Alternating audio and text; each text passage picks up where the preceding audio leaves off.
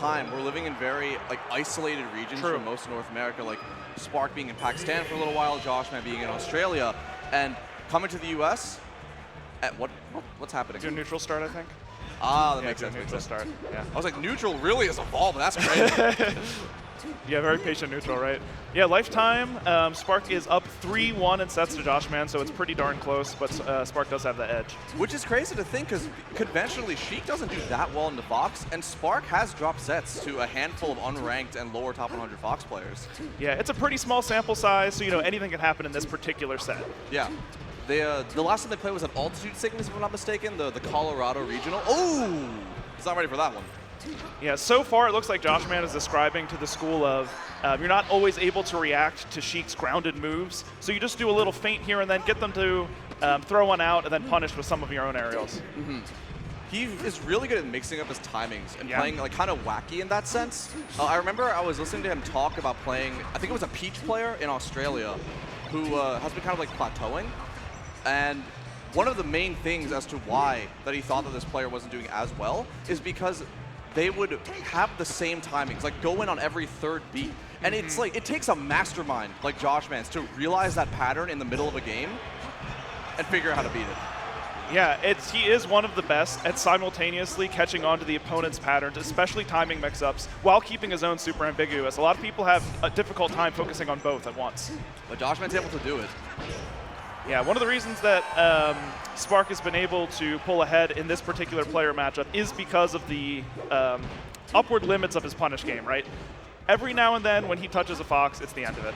Yeah, like he looks like a task bot sometimes. It is crazy how much he gets off of grab. And how fast he is. Look at that punish and the turnaround needle off offside platform. Yeah, it was a wild waveland off the top platform into fair to set up the edge guard, and we have halftime. 2 stocks apiece with 6 minutes to go. Joshman's trying to get that lead, but smart, great defensive play, holding shield and centers. Oh? Yeah, the needle's able to turn it into a grab, back throw off stage. He's so good at covering those ambiguous angles. Yeah, that is a very early kill. I mean, the grab was, what, about 20%, ends up getting the stock. Yeah, and it's really hard to, like, think about, oh yeah, is Fox really going to go in there, like, straight at me? Because you don't really see it that often. Yeah, a nice little run off fair. Joshman is able to make it back and connect with an up air, but Spark lives, at least for a little bit longer on this last, last the stock. cloud to his advantage, and now he's just sitting on the angel platform. Yeah, 60% is a real lead. Yeah, for that sort of reason, forward air now pops up into a combo. Joshman off the stage, and it's been tough to get back. Good Spark holding on to center stage right here. Joshman trying to battle his way in, but finally gets to center stage. Yeah, Spark is really feeling that Joshman's going to want to jump out of this pressure. And he does. Gets the read perfectly and gets the stock off of it. Yeah, Joshman held fast for a while, but you do need to mix in trying to jump out because, Fox's full hop is so quick, and there are so many different mix-ups you can do if you get out of there. But it's also so dangerous because if you jump at high percent, Sheik decides to nair out a shield or throw out a back air, and you are curtains. Yeah, Sparks had one particular nair that drifted back just far enough. Usually don't talk about Sheik's aerial drift, but kept him very safe. Do you think we're going to see one of Joshman's other characters this set? Because he's been experimenting. That's one of the cool storylines, I think, of this year. Yeah. Is that he's been playing a bunch of different characters, too. Like, he won Phantom, the Australian regional, with Sheik, and has been playing both Falco and Marth throughout the SoCal Star Leagues. So maybe we'll see one. I happened to see a couple matches of Joshman warming up, and I think it was all Fox. So maybe that's a sign that he's going to, stick with Fox. Makes sense. His Fox is what got him on the map in the first place. That's true. Very, very good one, too. Okay, crouch cancels the nair. That nair has been very good at catching Spark on the offbeat timings. Now Joshman controlling center stage, getting a little bit of laser damage, putting Sheik into maybe like a drill wave shine up smash kill range. Great mix-up on Spark's part, and catches the roll. Joshman on the board right now. Yeah, FD, real nice stage.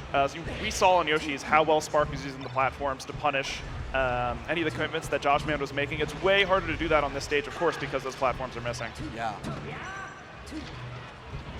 Sheik's aerial acceleration is so low that it gives Fox a huge advantage in those sorts of spots. Nice little crouch cancel. It's going to be a big punish. A weak back air into the strong fair is going to close out the stock. He's just so good at landing those. Okay, can grab the edge. I think he waited out the needles. That was so smart from Joshman. Yeah, because Sheik can't grab the ledge until that animation's done anyway. Exactly. Yeah, ends up getting the stock with a nice little juggle. I'm loving Spark's use of needles here. Like he's using them as a way to like deter Fox from moving forward. Yeah, and I mean they're kind of needed. Joshman just crouch canceled on that last stock, and that last conversion was able to get a grab out of it in 40%. So the crouch canceling is going both ways so far in this set, as you would expect. There is Spark's kryptonite right here. He just can't find a way to deal with it. Yeah, you know, traditionally, I guess maybe conventionally is the right word, drill is maybe the most used approaching tool in this matchup, but Joshman really is using the Nair to great effect. Which is, it seems like unconventional in a way, like you said, because it's so difficult to deal with drill and how much like conversion you can get off of the drill, like drill shine, drill grab. But he's just getting so much off of stray Nairs. Ooh, a Phantom Head. Yo, the game really hates him right there. That is so unfortunate for Spark. Yeah, it must be something about the way Joshman's placing the Nairs. Maybe it's partially a timing thing, because it's very vulnerable to crouch cancel. A nice shine, a good find, and Joshman actually gets a 3-stock on game. Yeah, that was dominant. Yeah, definitely. That was a statement. We'll have to see how much of it was the stage, right? That is one of the more dramatic ones in the matchup. Pretty polarizing one. Dare I say polarizing in probably every matchup. Oh, yeah, they wanted to do a neutral start. Joshman started shooting him with lasers. Dude, is that grimy or godlike? You do a neutral start, you shoot a laser. I think it was not purposeful. You think? What if they go into the next game and he does it again? Then I will think it's purposeful and he's just being a little bugger. They're laughing about it. They're smiling. He's looking up at the heavens above, the great screen in the sky with his... What in the... Here we are back to Battlefield. A little neutral start grimy or action. godlike? You shoot a laser at the Zelda as it's transforming. I think godlike only because Zelda has the opportunity to reflect it. True. So there's counterplay there. Yeah, you know, Spark's still taking to the air a lot. What in the he canceled the needle charge and got the raw grab off of Joshman's approach. Because the name of the game right now is stopping Josh's approaches, because he has been mixing up his timing so well in that last game, and that's what got him all that momentum against Spark before. We see Spark mixing up dash dancing, dash back, and holding shield to make sure that Josh can't touch him. Yeah, you're right. Really feels like he's trying to find footing. Just be evasive enough to get things started. Joshman definitely has the strategic edge at this moment.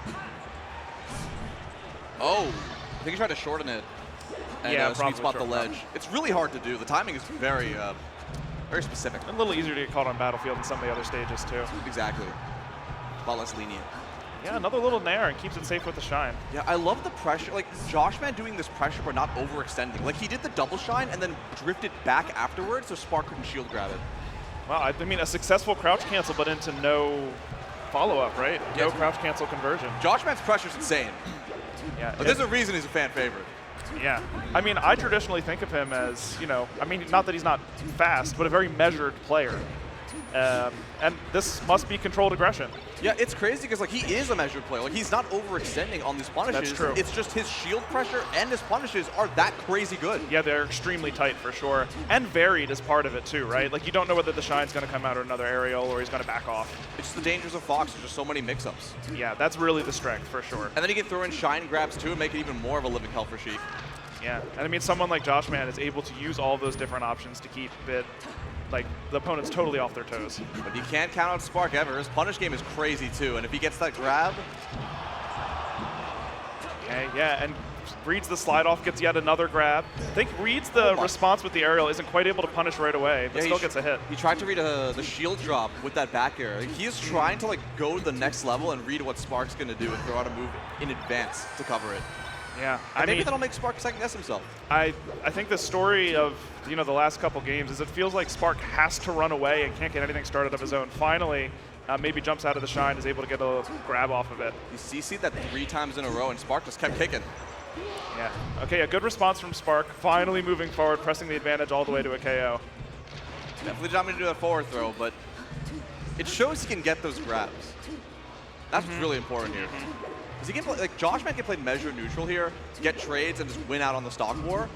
But if Spark gets one grab, that's what he needs to make this an even game. Yeah, even though you only get one forward air, you do want to take those chances. If you roll those dice enough times, you will end up with a gimp. Exactly. Oh, jumps off the stage. Okay, able to make it back. Oh, but it was a little bit too early on covering the get-up attack. Wow, we're actually really good pressure from Spark now. Spark's starting to find his own offense. Yeah. Which is really important because it really did feel like Spark was basically just running away for, like 5 or 6 stocks in a row, starting with that FD game. Sometimes you kind of do that against, or you like need to do that against Fox. Yeah, well, it certainly felt like it. Oh my god, it's so hard to hit Joshman, and Spark's doing everything he can. Yeah, I mean, really, the main strength here is a mix of evasiveness and then an explosive offense, right? He waited for the spot dodge. He's such a genius. Okay, Spark trying to control the air with those aerials once again. I don't think anyone saw that dash attack coming. 88% sure is meaningful, huh? Yeah, I mean, it makes it so hard for Sheik to get anything started on Fox at 0. And being at 88% means that any counter hit could just kill. Yeah, okay, a nice roll far away, so it's really difficult to get like an up air confirm. Yeah, Josh is still able to get the tech chase though, really clean, really slick. Yeah, and Sheik's recovery, not necessarily the best at avoiding punishment, and Joshman wins another game somewhat convincingly, although quite a bit closer in the FD game, huh? Yeah. So up 2-1, we're going back to Battlefield? Maybe Fountain? I feel like Fountain's the move, if you ask me. A little bit of the tighter, with how evasive Josh has been playing, it's always been, it feels like it's impossible to catch Joshman, and then Joshman at seemingly random intervals is just suddenly on Spark Shield. But it's also sometimes scary because Fountain can turn into FD2 sometimes, and we saw that FD game once. Yeah, that's true. But I agree with what you're saying. Like, I do think that Battlefield, like, it would work out as well. Yeah, I mean, this is the classic Sheik favorite, right? Battlefield. A single hit of up air, wow. World? It's crazy he was able to follow up off of that too. I feel like most people would be perplexed. Be like, what just happened? Waits for the defensive option on the platform, able to keep the punish going. And the difference between a good Fox and a great Fox is knowing when your advantage is over and returning to a favorable spot, not trying to push it too far. Nice little dash away. Yeah, it goes for a read on, I guess that's 3 out of the 4 tech options with the up air. Spark smartly recognizes that, if you're playing percentages, you're going to want to roll toward the Fox in that particular spot. Because Fox is going to try to come and chase you and get more stage advantage, stage positioning. Okay, first stock to Joshman once again. It does, to me, feel like Spark's back is against the wall already. His back's also to Joshman. A lot of his, literally, a lot of his approaches and ways of getting Joshman off his back are with throwing out back air off offside platform. Yeah, there has been a lot of back air. That's been important to try to control the airspace. I think that was Spark's answer to all the neutral errors that we saw early on. What? Speaking of neutral errors. Yeah, but Joshman's been able to, weave in other aerials and other types of approaches, and it's sort of negated its effect. Yeah, often you'll see Foxes use timing mix-ups only in one particular way, right? With like a quick dash back to bait a Sheik move and then jump in. Joshman is also using the platform, so it's not only the timing and the spacing of the attack that are unique each time, it's also the angle of attack. Exactly. Like, there's just so many more variables for Sheik to have to deal with. It's not just the horizontal dash dance, it's the vertical positioning as well. Yeah, and Fox does have that wonderful full hop just to do exactly that. He falls fast enough. It's crazy that Fox's full hop single-handedly invalidates half the cast. He's such a good character. Yeah, the same can be said about certain Sheik things, right? Yeah, and another SD. Yeah. Joshman's taken 4 stocks this game. Make it 5. A full stock advantage for Joshman. Looking real dominant the last couple games. We need a strong answer from Spark, I think right now. You really want to stay in crouch cancel percent for the last stock. Yeah. This is the exact same thing of what happened last game, where he was at low percent, 2 stocks to 1, and Joshman got the lead back. Maybe it'll be different for Spark this time and bring it to a game 5. Oh, the okay. important needle, another one. Needle? A big edge guard. We're going to the last stock on this game. And this is huge for Spark. Yeah, kind of misses a wave dash and is getting punished big time for it. 60%. Joshman holding onto the side platform for dear life, gets the grab. Wow. Doesn't get the tech chase. He risks it all for that up air. Yeah, trying to find a way down. It can be difficult as Spark does get crouch canceled and now has to make a recovery attempt. Waits out the needles once again. You mentioned that before. Should be an up smash, and that should be a death. Joshman moves forward 3-1, sealing himself in top 8 winners of Supernova 2024. Wow, winners semis for Joshman. The first ever event here in Chantilly, Virginia. Hasn't made any of the Smash Cons prior, and a smashing success for sure. Wow, he sent it to the crowd. I love that jersey too. It's so clean. But Spark is going to go in losers. He still has a chance of making top 8, and he's got a pretty interesting draw, in my opinion, for what's up next. Because he gets to play Kadoran, who's a player who he's done really well against this year. Yeah, I mean, part of the story is always Marth Sheik. What an interesting, difficult, not bad, difficult matchup. Depends on who you ask. There's some Mars who think it's really, really bad. Yeah, it does depend. But we'll get there when we get there. Yes, we will. So from this point on, we have 4 remaining top 8 qualifiers, all in losers. So this is either you win, you earn the honor to participate in top 8 right after this, or you're done, and you just have to join the crowd. And you're going home.